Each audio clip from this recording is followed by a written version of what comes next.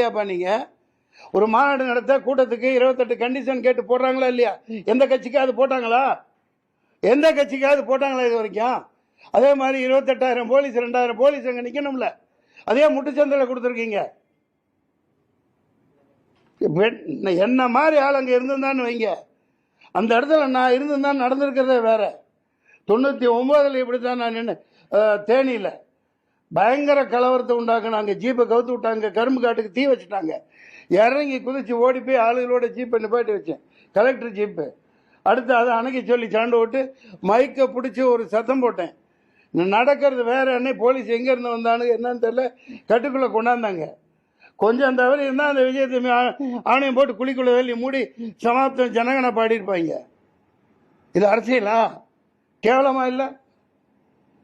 அயோக்கியத்தன அரசியல் பண்ணிட்டு இருக்காங்க, ஏமாத்திட்டு இருக்கீங்க.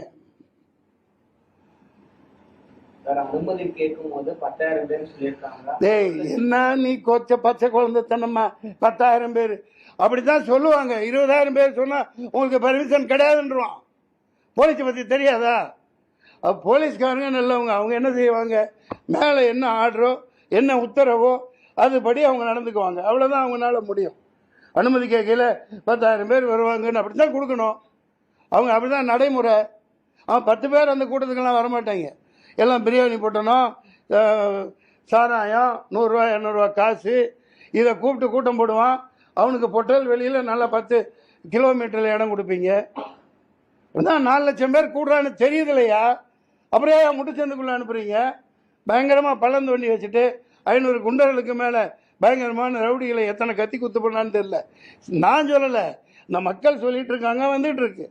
பார்த்தீங்களா இல்லையா? பயங்கரமான ரவுடி ராஜ்யம். ஏன் எமனை உள்ளத்தான அன்னைக்கே உடனே போஸ்ட்மார்ட்டம் பண்ணி உடனே போச்சு முடிச்சாச்சு. ஏன்டா அப்படி வச்சிருந்தா எங்கே குத்துப்பட்டிருக்கு என்னென்ன நடந்திருக்குன்னு தெரிஞ்சிடும்.